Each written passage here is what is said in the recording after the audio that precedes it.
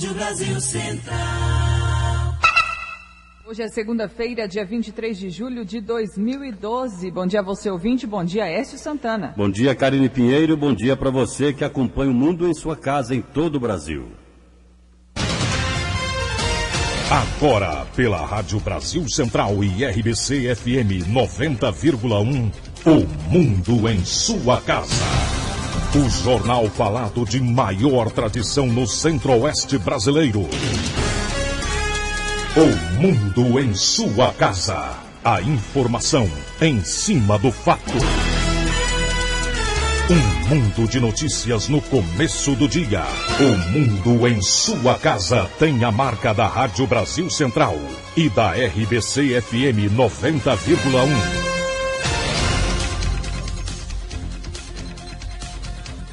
E a previsão do tempo para hoje em Goiânia é de céu nublado com períodos de encoberto e com pancadas de chuva e trovoadas. A temperatura máxima poderá chegar aos 26 graus. A umidade relativa do ar fica entre 95% e 50%. Agora aqui no Parque Santa Cruz os termômetros assinalam 19 graus. 7,3. O mundo em sua casa. Tempo e temperatura. 7 horas 3 minutos. Vamos para as manchetes dos principais jornais do Brasil. O Globo, PT pagou o dobro da inflação a servidores. Folha de São Paulo, ocupação de hospitais privados chega ao limite. O estado de São Paulo, desapropriações provocam disputa judicial e travam PAC. Correio Brasiliense, saúde privada. A ANS vai controlar aumentos dos planos coletivos. Valor econômico, queda de juros põe fundos de pensão em encruzilhada. Estado de Minas, prefeituras mineiras na mira da Polícia Federal. Jornal do Comércio, Polícia Civil para e restringe serviços. 0 hora, drible na justiça, a cumplicidade dos clubes. Brasil Econômico, estados reagem e reclamam que vão pagar conta da renúncia fiscal.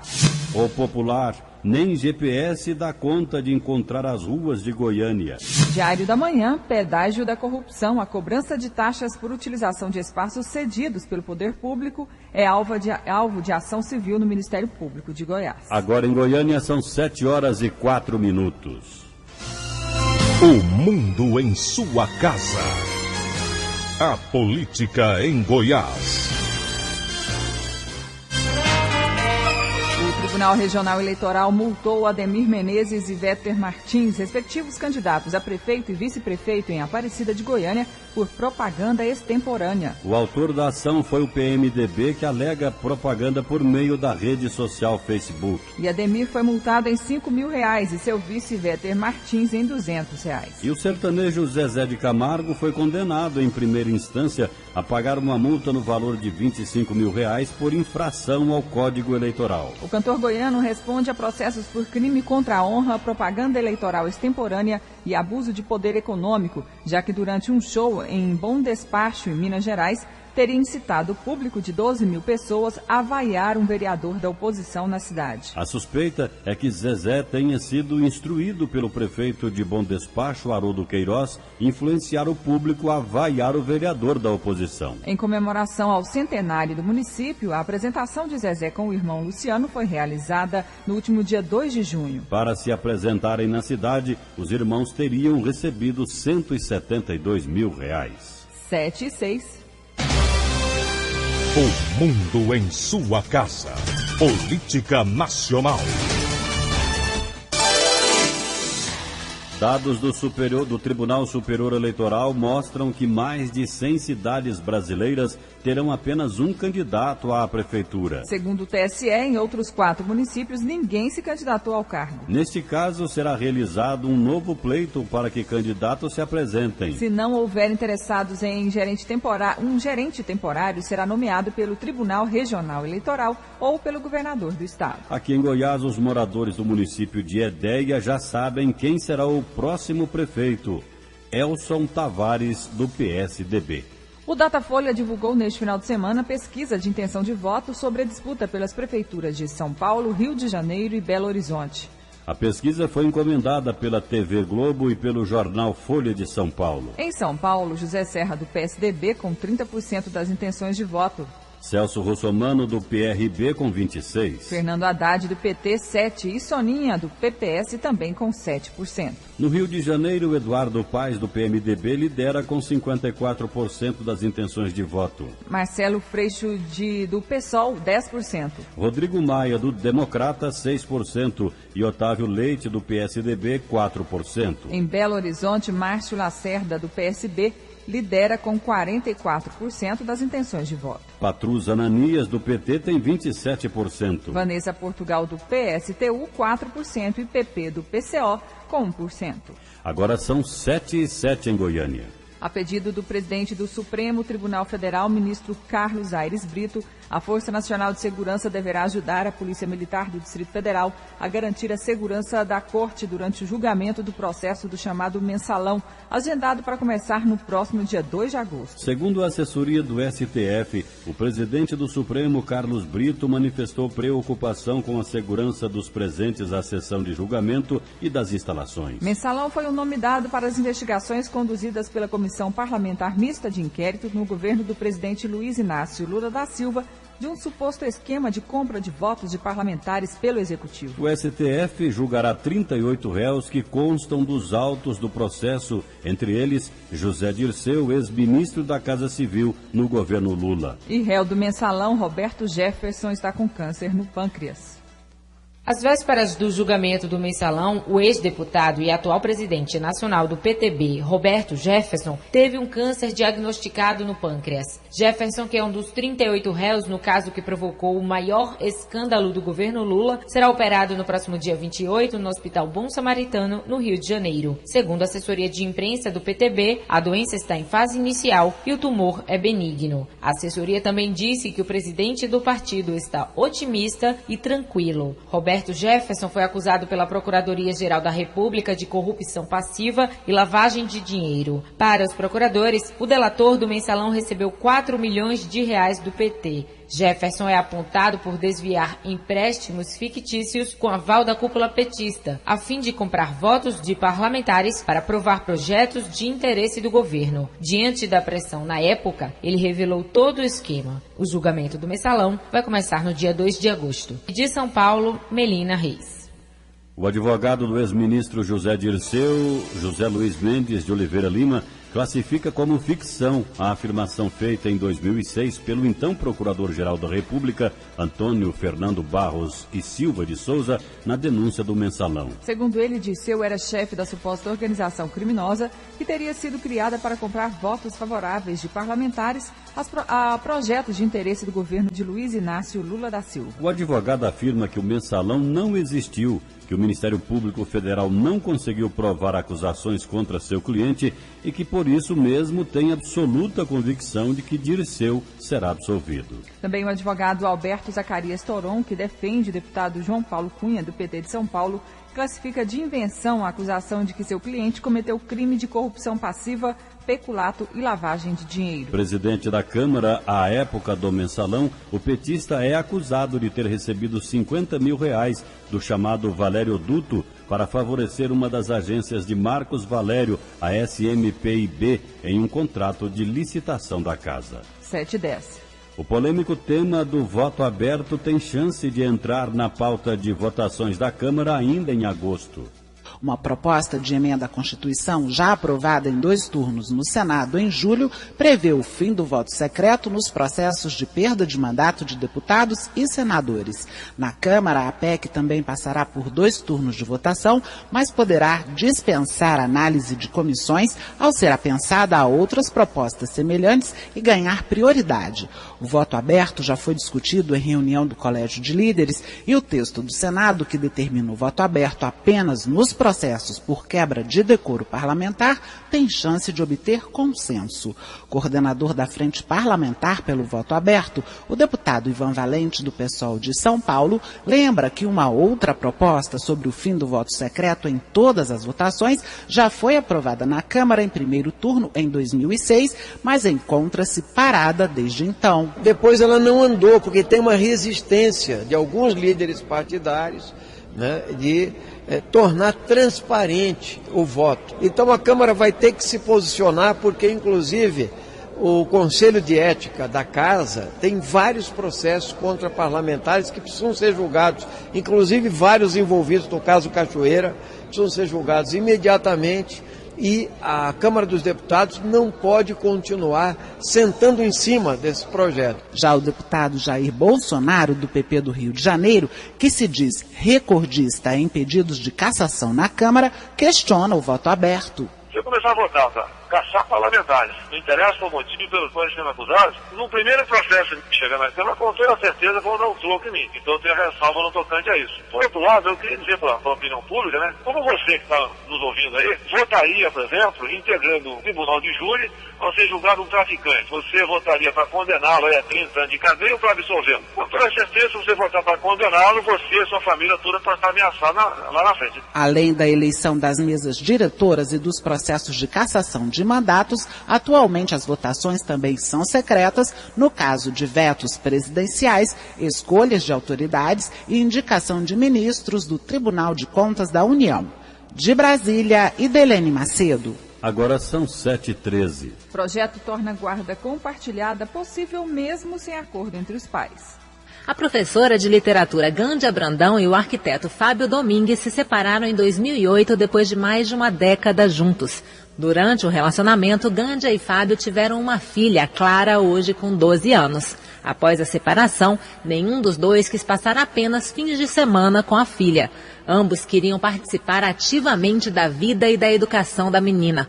Por isso, como conta Fábio, optaram pela guarda compartilhada. Ela é muito melhor do que, no caso, uma guarda unilateral, né? Onde fica só com o pai ou com a mãe, normalmente com a mãe, né? E o pai acaba virando, na verdade, um pai de passeio, né? Não vira um pai educador, um pai orientador. Às segundas, quartas e sextas, Clara fica com a mãe. Às terças e quintas com o pai. E os fins de semana são revezados. Mas nem sempre é tão fácil conseguir acordo em casos como esse. Muitas vezes um dos pais não quer abrir mão da guarda total sobre os filhos. Atualmente, o Código Civil prevê a guarda compartilhada em casos de separação, sempre que possível. Mas, segundo a juíza de família Ana Lousada, esse sempre que possível vem abrindo brecha para várias interpretações. Por essa locução, sempre que possível, tem-se entendido que seria necessário que houvesse consenso entre os genitores. Eu, particularmente, não concordo com isso. Eu entendo que realmente a guarda deve ser, na sua grande maioria, compartilhada. Para evitar duplas interpretações, um projeto em análise na Câmara retira do Código Civil essa expressão sempre que possível. A ideia é que ninguém possa interpretar que a guarda compartilhada só pode ser concedida se houver acordo entre as duas partes. Basta que os pais tenham as condições e a vontade de ter a guarda da criança. O deputado e advogado Efraim Filho, do DEM da Paraíba, acredita que a guarda unilateral prejudica a criança. Está comprovado de forma plena que essas simples visitas, elas são ineficientes e ineficazes para gerar um vínculo de amor, de carinho, de afeto, saudáveis e plenos para o desenvolvimento da criança. Segundo Gândia, a mãe de Clara, os benefícios não foram apenas para a filha. Acho que a mãe, ela acaba esquecendo um pouco de si, né? Da não mãe, porque ela também é mulher, ela também desempenha vários outros papéis. Mas aí eu fui aprendendo a usar esses momentos para mim. A proposta que deixa mais clara a previsão da guarda compartilhada, mesmo quando não há acordo entre os pais, está na Comissão de Constituição e Justiça. Se aprovada lá, pode seguir para o Senado. De Brasília, Paula Bittar. 7h16. O mundo em sua casa. Se a sua empresa busca reconhecimento, anuncie em uma emissora de credibilidade. Rádio Brasil Central 1270, AM, ondas curtas e tropicais. A certeza de resultado. Qualidade com alcance em todo o território nacional. Ligue 3201-7686. Rádio Brasil Central. Comunicando com o mundo. O mundo em sua casa. O jornal falado de maior tradição no Centro-Oeste brasileiro. Uma adolescente de 16 anos foi assassinado dentro da própria casa com 5 tiros este fim de semana no bairro Jardim Canedo 2, em Senador Canedo, região metropolitana de Goiânia. Segundo a Polícia Militar, que foi acionada por vizinhos, 2 homens armados entraram na casa da vítima e efetuaram 5 disparos contra o adolescente que morreu no local. Os suspeitos fugiram logo em seguida. A polícia não tem informações sobre a motivação do crime e investiga o caso. Delegado responsável pelos inquéritos que apuram os crimes de trânsito em Goiânia passa a utilizar o Código Penal para indiciar o motorista infrator. Com isso, ele pode pegar até 30 anos de prisão. Na tentativa de reduzir o alto número de acidentes com mortes em Goiânia, o titular da Delegacia de Crimes de Trânsito, o delegado Valdir Soares, mudou a maneira de autuar alguns motoristas que se envolvem nestas colisões. Desde o final do ano passado, pelo menos 8 envolvidos em acidentes foram indiciados por homicídio doloso, crime que prevê uma punição tão pesada quanto a do bandido que usa uma arma de fogo para matar. No geral, nós temos feito, dado o segundo entendimento, até diferenciado das grandes capitais, todo motorista que atropela e mata uma pessoa sem habilitação, em alta velocidade, sob efeito do álcool, na faixa de pedestres ou perigosamente em racha, nós temos autuado por homicídio doloso, com dolo eventual, onde a pena pode chegar até 30 anos. Essa é o novo método que nós temos utilizado aqui para tentar inibir a quantidade de mortes que tem acontecido em nosso estado. Nós não utilizamos o Código de Trânsito, mas utilizamos sim o Código Penal. O delegado também tem estipulado fianças de valor elevado para que envolvidos em acidentes de trânsito graves possam responder ao processo em liberdade. Aulus Rincon para o Sistema Brasil Central de Rádio. Agora 7h19. A Secretaria de Educação promove 2 cursos, um para profissionais da educação em geral e outro para professores que trabalham diretamente com alunos que têm altas habilidades ou que são superdotados. As inscrições podem ser feitas até o dia 31 de agosto. Neste período do ano, as pessoas que saem ou trabalham à noite devem tomar muito cuidado.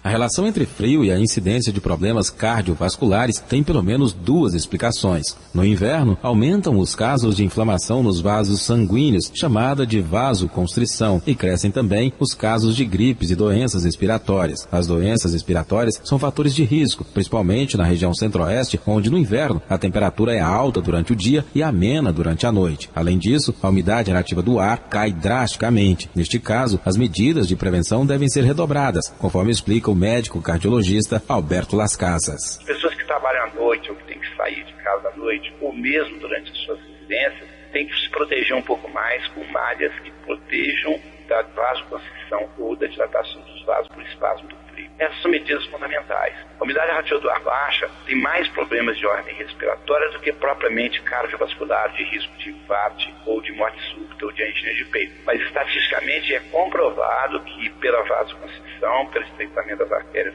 da musculatura lisa, esse índice aumenta e tem que ter mais cuidados do que um período de calor excessivo. De acordo com o médico Alberto Las Casas, deve-se manter o corpo aquecido e ingerir bebidas quentes. Então, uma bebida quente para esquentar o peito, para poder minimizar, para poder diminuir a vasoconstrição arteriolar. São medidas de proteção eminentemente física, não se expor a temperaturas baixas, esquentar tanto externamente quanto internamente através de bebidas quentes, chá, chocolate, café, que possam diminuir isso. O cardiologista Alberto Las Casas disse ainda que, independente da estação, cuidados básicos, como a prática de exercícios físicos e alimentação saudável, são essenciais para se evitar problemas no coração. Gil Bonfim para o Sistema Brasil Central de Rádio.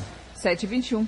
Mesmo com a conscientização por parte dos departamentos de recursos humanos, o assédio moral ainda é comum em relação hierárquica. Assédio moral é a exposição dos trabalhadores e trabalhadoras a situações humilhantes e constrangedoras, repetitivas e prolongadas durante a jornada de trabalho e no exercício de suas funções. São mais comuns em relações hierárquicas autoritárias e assimétricas, em que predominam condutas negativas, relações desumanas e antiéticas de longa duração, de um ou mais chefes, dirigida a um ou mais subordinados, desestabilizando a relação da vítima com o ambiente de trabalho.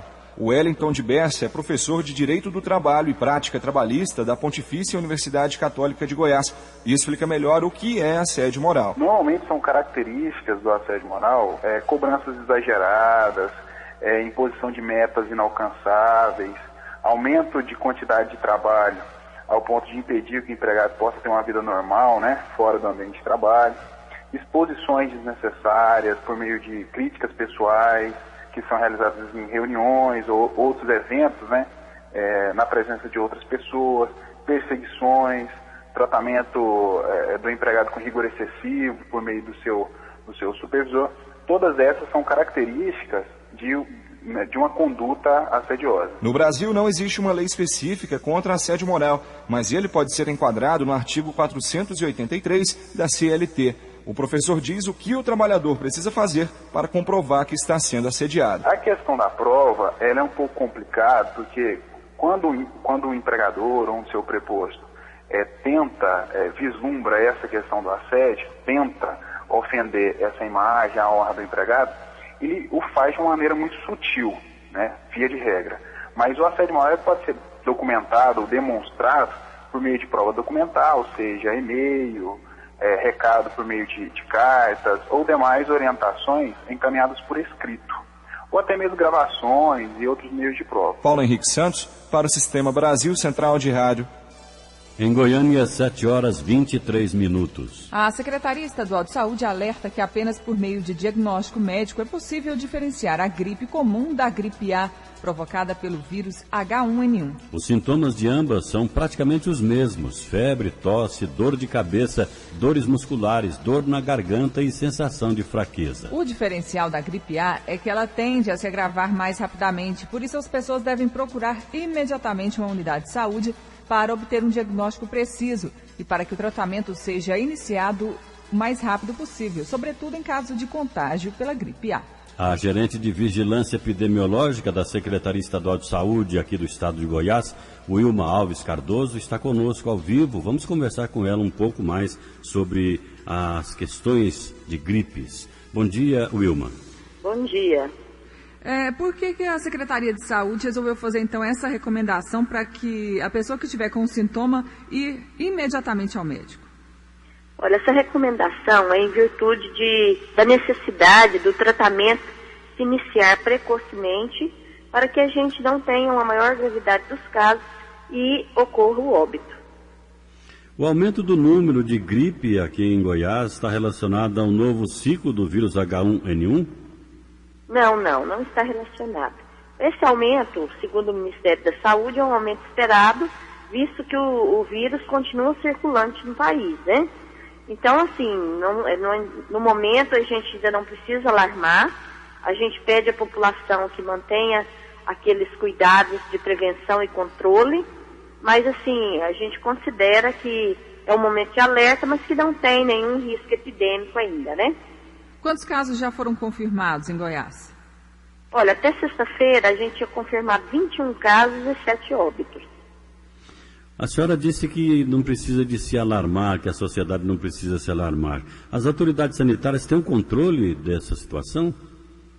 O controle é como a gente já falou, a gente precisa do apoio da sociedade, né, da população, porque a maior parte do controle depende deles. A gente tem a vacina, que felizmente a gente conseguiu atingir a meta solicitada pelo Ministério, né, que seria 80% de cobertura vacinal, a gente atingiu 94%. Então essa questão dos grupos prioritários que deveriam ser vacinados, a gente conseguiu alcançar, né, a cobertura vacinal, e a gente pede à população que tenha os cuidados que depende deles, que seria evitar locais de aglomeração, que seria melhorar a ingesta de líquido e ter uma dieta balanceada, a questão da lavagem das mãos, que é muito importante, lavar as mãos após tossir ou espirrar, antes de ir ao banheiro, após ir ao banheiro e antes das refeições. Então, assim, ter esses cuidados é muito importante para que as pessoas possam ter um maior controle também da doença. Sempre que tiver alguém com uma gripe, procurar evitar o contato, para que isso não espalhe para toda a população. Wilma, mesmo com a meta de vacinação atingida, os casos continuam a surgir no estado. A Secretaria de Saúde, o Ministério da Saúde, pensam em disponibilizar mais vacinas para a população? Olha, a vacina já foi solicitada 35 mil doses desde a semana passada. Só que essa vacina ela continua sendo somente para os grupos prioritários, que são as gestantes, as crianças entre 6 meses e 2 anos, população indígena, idosos, profissionais de saúde. E a gente vai dar uma cobertura também para aquelas pessoas que levarem laudos médicos de algumas doenças cardíacas, doenças pulmonares, pessoas que são imunodeprimidas devido a AIDS, um câncer, esses também serão vacinados. Mas, infelizmente, o Ministério ainda não tem vacina para toda a população. Sim. Então, eles priorizam os grupos, as pessoas mais suscetíveis. E tem previsão de quando que essas novas doses chegam a Goiás? Olha, a gente está aguardando uma resposta do Ministério, porque já foi pedido desde a semana passada, né? Aonde está faltando realmente essa vacina é no município de Goiânia. No restante do estado, nós ainda temos vacina. Mas a gente já fez essa solicitação e a gente espera que chegue o mais breve possível. Wilma, no levantamento da Secretaria, existe alguma região mais propícia à gripe aqui no estado de Goiás? Não. Esse quantitativo é mais no município de Goiânia, visto que a população aqui é maior, né? Mas assim, não tem um local que está atingindo mais, não. E essa questão de mudança de tempo facilita a aparição de gripes?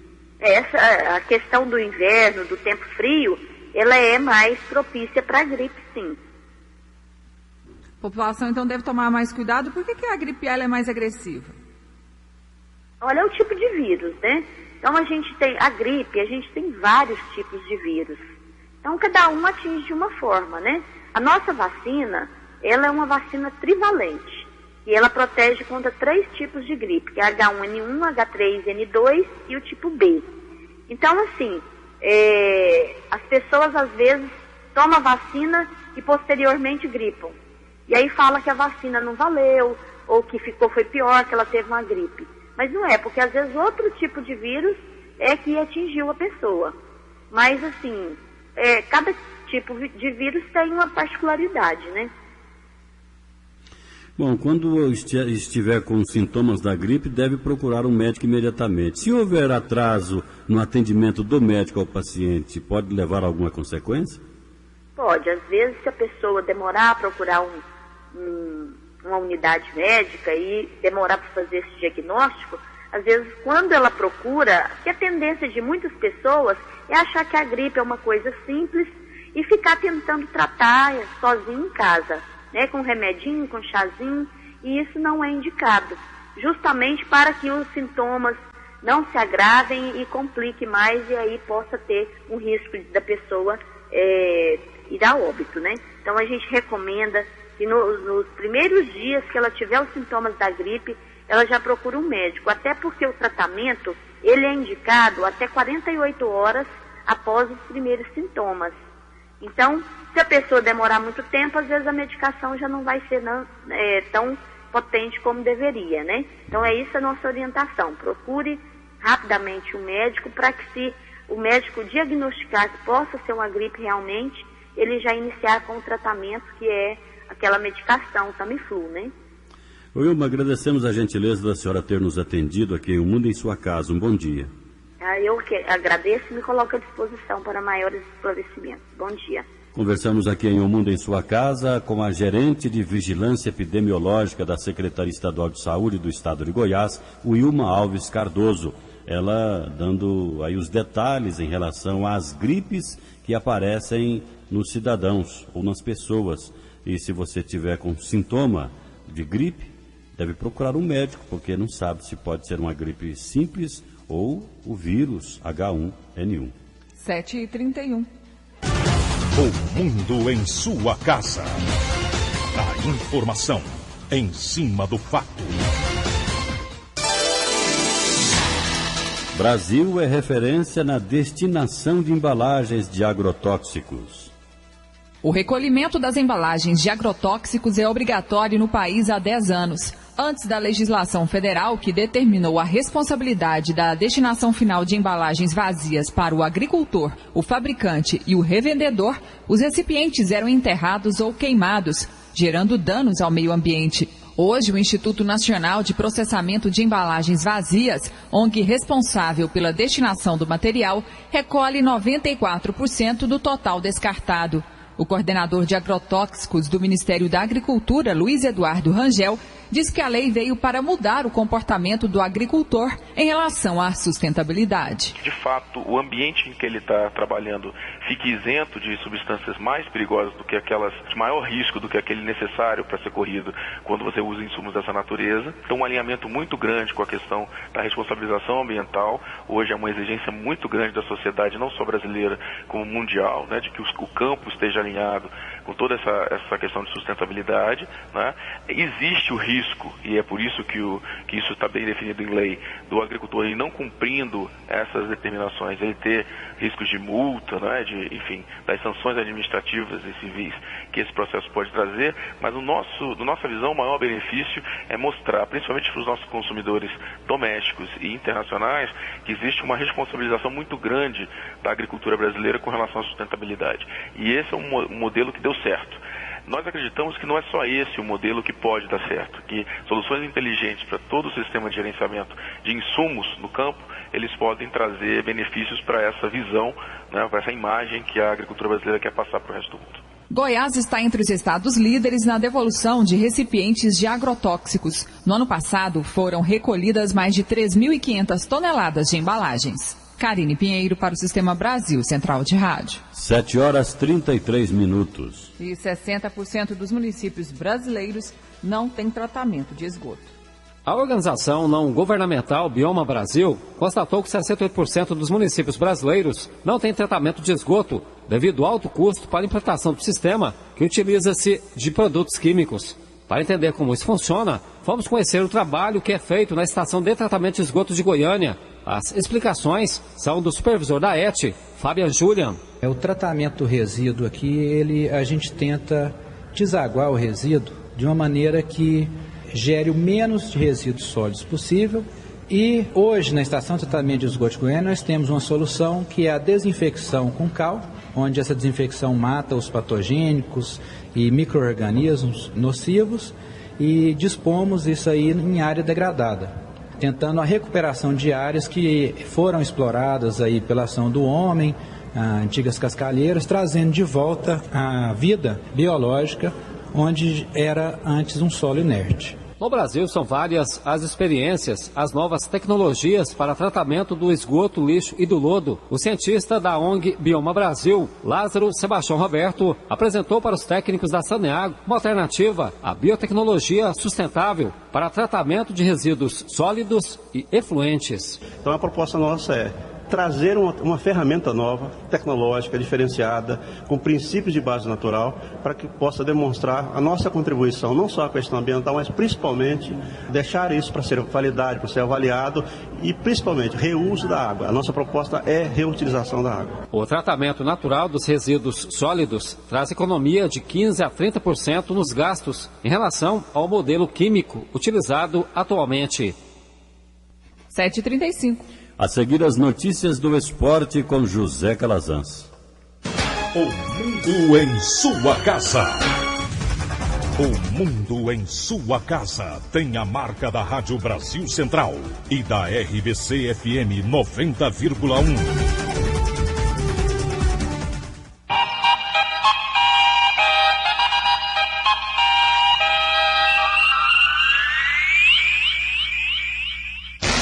O mundo em sua casa.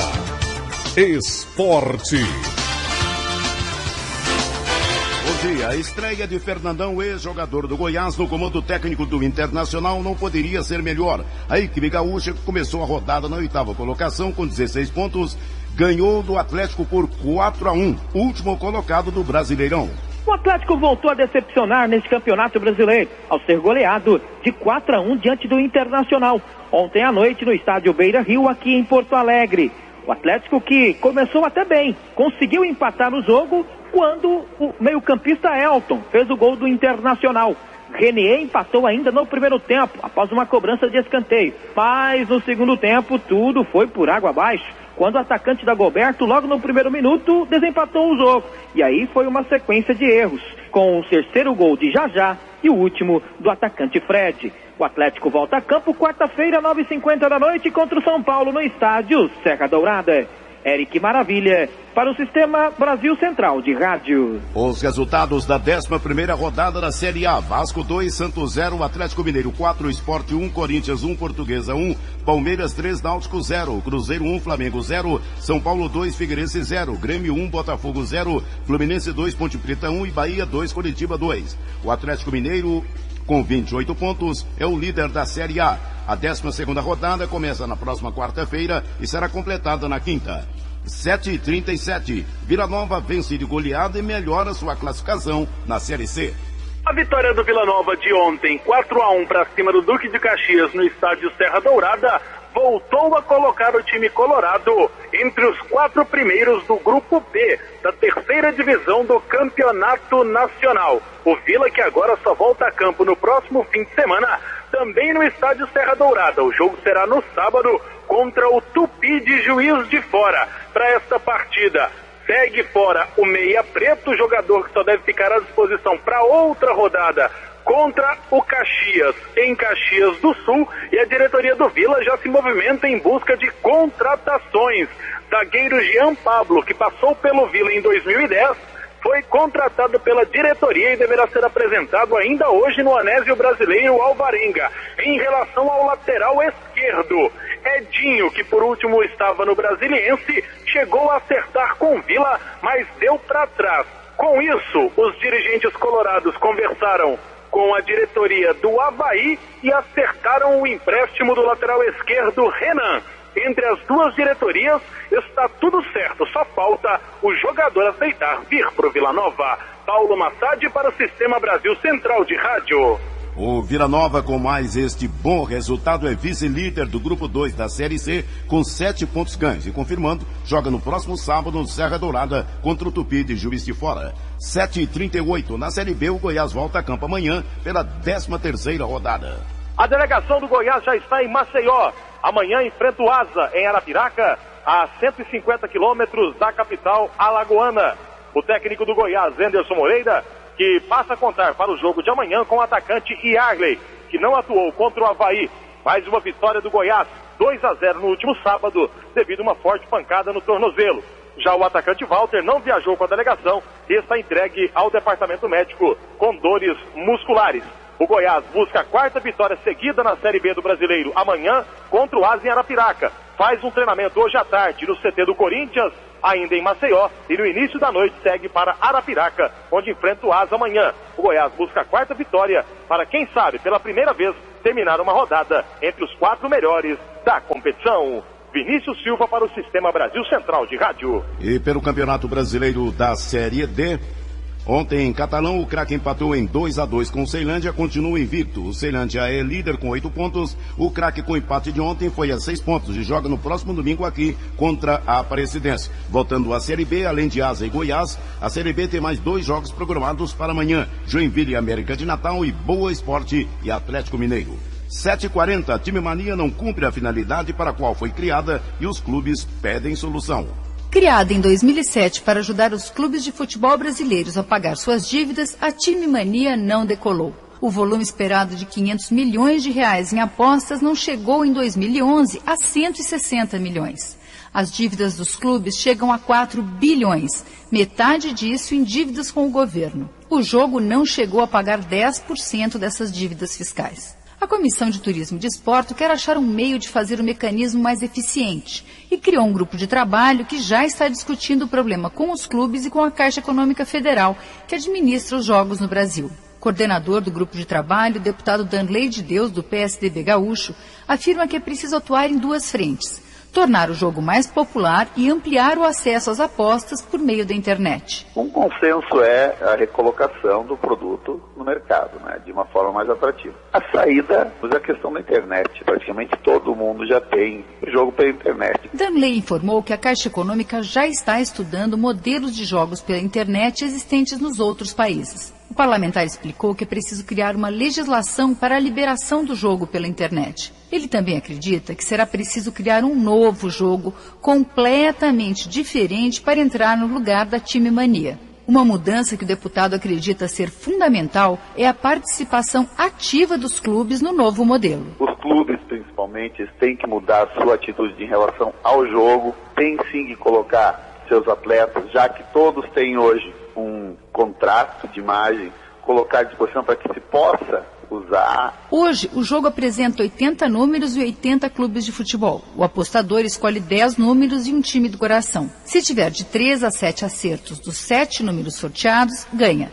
Se acertar o time do coração, também ganha. Os sorteios são realizados às quartas-feiras e aos sábados, a partir das 20 horas. De Brasília, Vânia Alves. 7h42, ainda da Série B, lembrando que os jogos de amanhã são Asa e Goiás, Joinville e América de Natal e Boa Esporte e América Mineiro. O espanhol Fernando Alonso venceu o GP da Alemanha. O resultado faz o piloto da Ferrari disparar no Mundial de Pilotos, aumentando de 13 para 34 pontos a vantagem na liderança. Sebastian Vettel ficou com a segunda colocação, seguido pelo britânico Jenson Button da McLaren.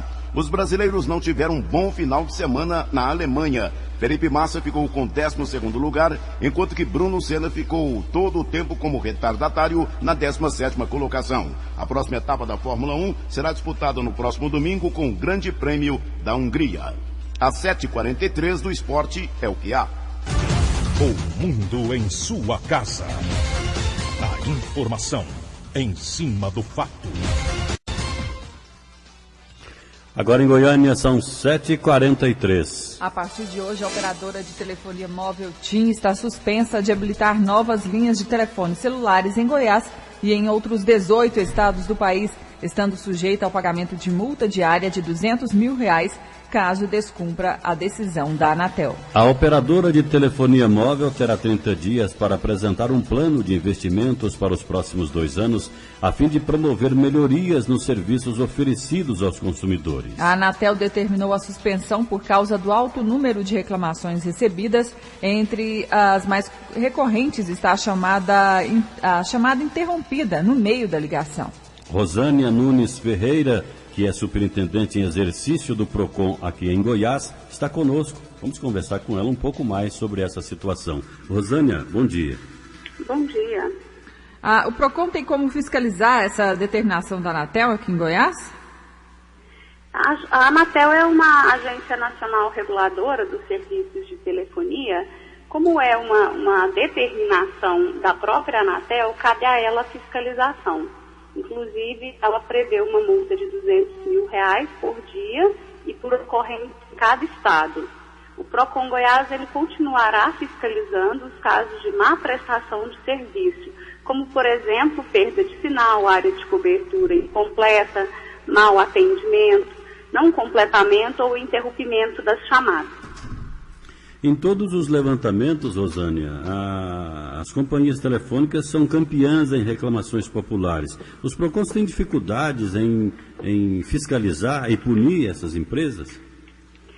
É verdade. Nós tivemos um alto índice de atendimentos, de pessoas se queixando, pessoas reclamando em relação à prestação dos serviços de telefonia. Só no primeiro semestre do ano de 2012, o PROCON Goiás registrou 5.630 atendimentos, sendo que desse total, a TIM alcança 1.066 atendimentos. A questão é que a maioria desses atendimentos, quando o nosso atendente do PROCON entra em contato com a telefônica, com a empresa de telefonia, ela soluciona o problema do consumidor, não havendo então necessidade de registrar uma reclamação, ou seja, de instaurar um processo administrativo que vai culminar com a aplicação de uma multa. Então, nós temos um índice de resolutividade das demandas apresentadas no PROCON que chega a 90%. O ideal seria que as operadoras solucionassem o problema do consumidor diretamente através do call center, não sendo necessário que ele procurasse um órgão de defesa do consumidor para ter os seus direitos garantidos. Geralmente, que tipo de reclamação que é apresentada ao PROCON? A maioria das reclamações apresentadas ao PROCON se referem à cobrança indevida, à rescisão ou alteração unilateral dos contratos. São incluídos nos contratos planos de serviços inteligentes não solicitados pelos consumidores. Os consumidores também apresentam bastante dúvidas em relação a valores e reajustes que são cobrados na fatura. Então é importante salientar que normalmente o consumidor ele reclama em relação a questões financeiras que são cobrados dele pelo serviço. O consumidor não tem o hábito de reclamar em relação à falta de cobertura, em relação ao completamento ou interrompimento de chamadas.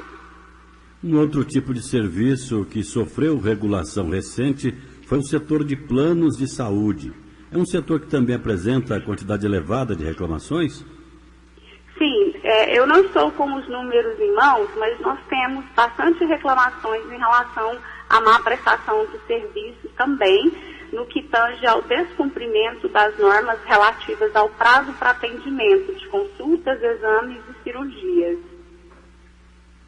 Outra reclamação também em relação aos bancos, né? O setor bancário também lidera as denúncias aí no PROCON? Sim, nós só no primeiro semestre de 2012 registramos 21.415 atendimentos, todos em relação a assuntos financeiros.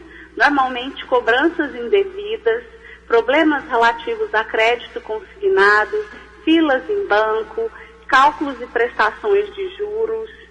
Então temos realmente bastante reclamações nesse sentido. Em todos esses casos, como que o consumidor deve proceder quando se sente lesado? Nós orientamos os consumidores que primeiro entrem em contato com a empresa para tentar solucionar o problema. Uma vez não solucionado, podem procurar o PROCON na sede situada na Rua 8, no setor central, ou em qualquer um dos nove postos de atendimento VaptVupt, onde nós temos postos de atendimento do PROCON, ou através do nosso Disque Denúncia e Orientações, que é o telefone 151.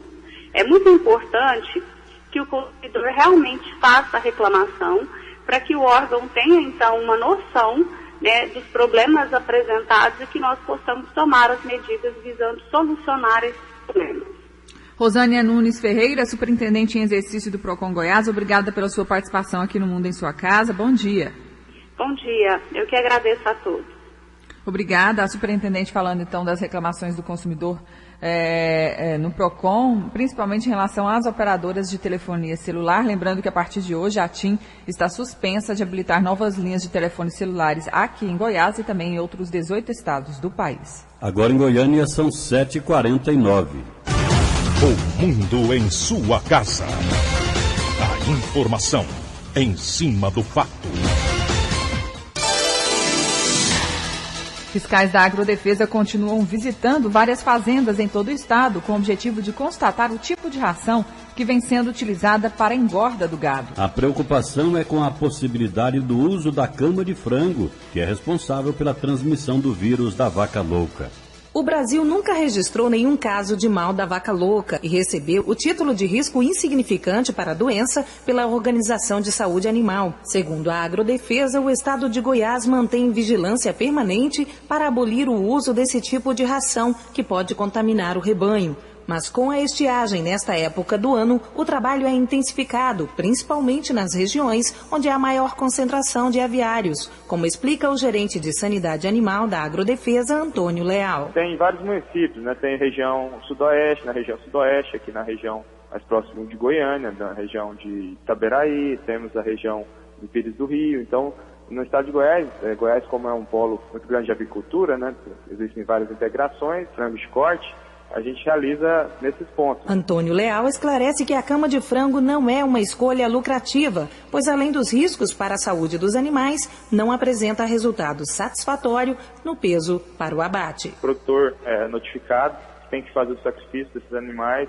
E normalmente os animais que têm esse acesso à cama, às vezes o peso deles ainda está abaixo do ideal para baixo, então o produtor, além de perder por estar batendo animal às vezes de bom valor zootécnico, também por não ter qualidade de carcaça ideal para o abate. Em 5 monitoramentos de março até agora, a Agrodefesa comprovou a utilização da cama de frango nas regionais Metropolitana e Rio Vermelho. Quem é pego descumprindo a legislação tem o rebanho encaminhado para abate imediato e a multa pode chegar até R$5.000 e o produtor pode até ser preso. Márcia Alves para o Sistema Brasil Central de Rádio.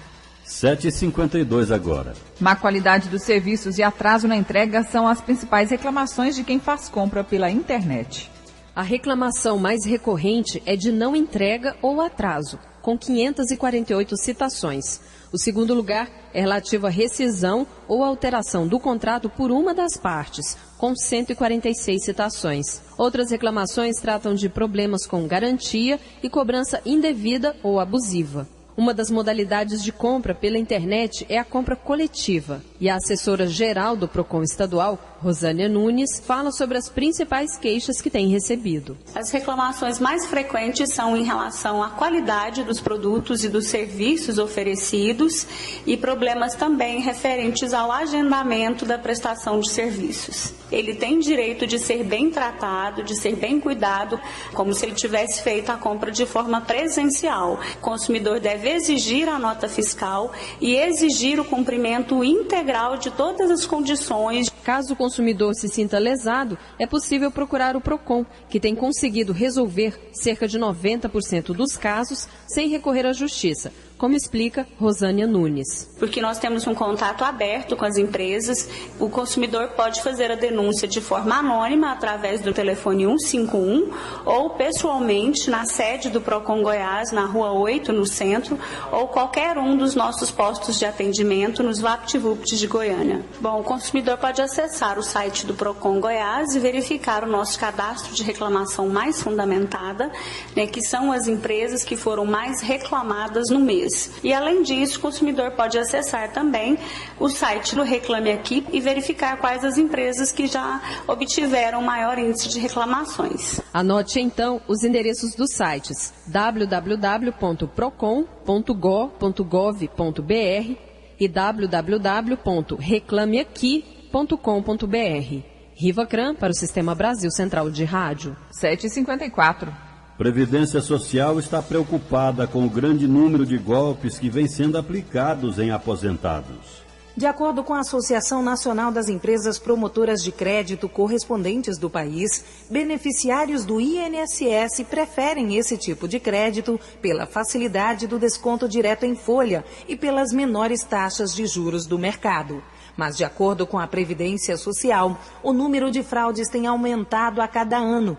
A diretora regional da ANEPS em Goiás, Carla Dantas, explica como evitar as falsificações. Primeira coisa, ele não deve entregar documentação a terceiros, de forma alguma.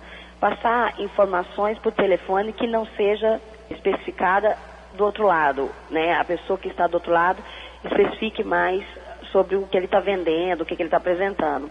Então, esse cliente ser orientado, não somente ele, mas as pessoas que estão próximas a ele, um filho, um marido, ou quem que seja, para estar tendo uma testemunha ali. Segundo Carla Dantas, ao perceber um débito indevido em seu vencimento, a pessoa deve procurar imediatamente a instituição financeira para comprovar que não fez o empréstimo e pedir o ressarcimento. A Dataprev vai informar para ela o histórico de descontos que ela está sofrendo, que ela vai descobrir qual banco que fez o empréstimo e ela vai entrar em contato com esse banco, porque o banco tem um canal de atendimento que é onde o cliente notifica que esse contrato não foi com o consentimento dele. E o banco automaticamente tem que trabalhar a suspensão desse desconto e informar a empresa que formalizou a operação. Carla Dantas alerta também para outras formas de golpes que sempre oferecem vantagens ao cliente. Percebendo qualquer atitude suspeita, a pessoa deve checar as informações junto à instituição financeira. Márcia Alves para o Sistema Brasil Central de Rádio. Agora aqui em Goiânia são 7h56. A Comissão de Ciência e Tecnologia da Câmara analisa a proposta que destina 3% da arrecadação do Fundo de Amparo ao Trabalhador para um novo programa de apoio à inovação tecnológica nas micro e pequenas empresas.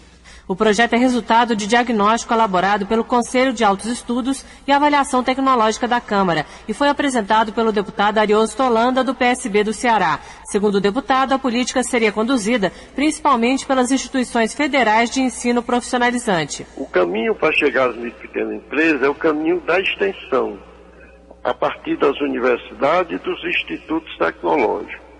Olha, hoje nós temos no Brasil 401 centros tecnológicos ligados aos institutos federais, presentes em 400 municípios. E temos uns 200 campos avançados das universidades federais, também em vários municípios. Se você imaginar que em torno desses 600, você colocar o programa dos Centros Vocacionais Tecnológicos, são CVTs, 5 em volta de cada um, nós chegaremos a 3 mil municípios. Os novos centros vocacionais tecnológicos atuariam em áreas do conhecimento relacionadas com a vocação econômica da região atendida. O relator da proposta, deputado Eliene Lima, do PSD de Mato Grosso, apoia as mudanças. Ele afirma que as micro e pequenas empresas respondem por 53% dos empregos, mas representam apenas 20% das ações de inovação em produtos ou processos. O projeto também será analisado por mais 3 comissões da Câmara. Se aprovado, poderá seguir diretamente para o Senado. De Brasília, Silvia Minhato. 7h57. O mundo em sua casa. O jornal falado de maior tradição no Centro-Oeste brasileiro. Ninguém acertou as 6 dezenas sorteadas pelo concurso 1408 da Mega Sena. Segundo a Caixa, a estimativa de prêmio para o próximo sorteio, que vai ser realizado na quarta-feira, é de 16 milhões de reais. As dezenas sorteadas foram 04, 19, 20, 24, 39 e 43. 5 caixas eletrônicos foram explodidos em 4 ataques em diferentes regiões de Minas Gerais. Ninguém foi preso. Já são 158 ataques a caixas eletrônicos no estado registrados este ano.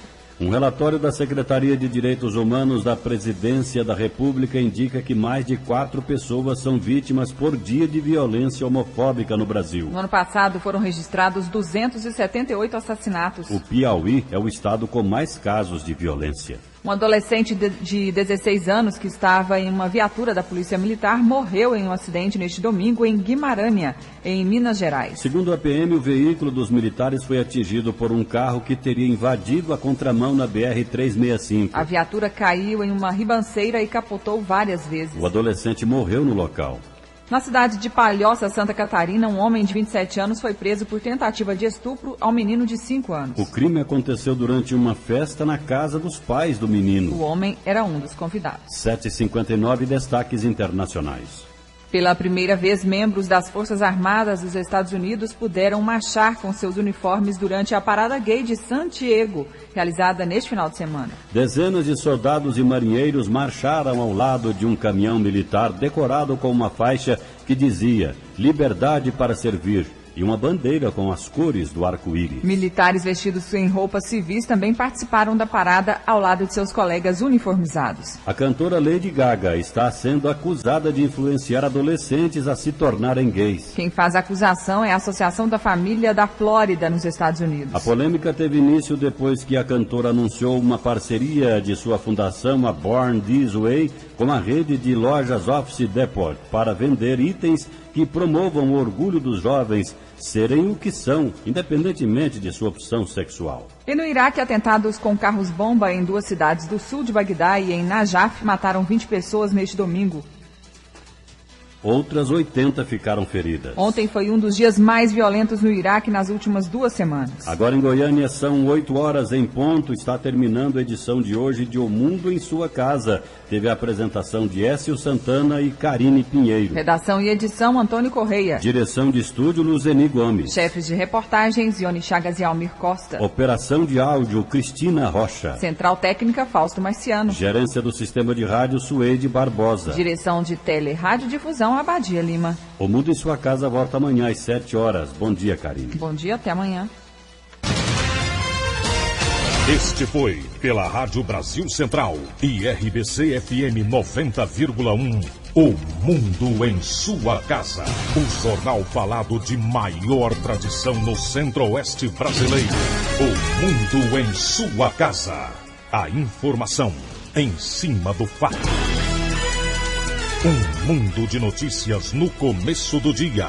O Mundo em Sua Casa voltará sempre com a marca da Rádio Brasil Central e da RBC FM 90,1.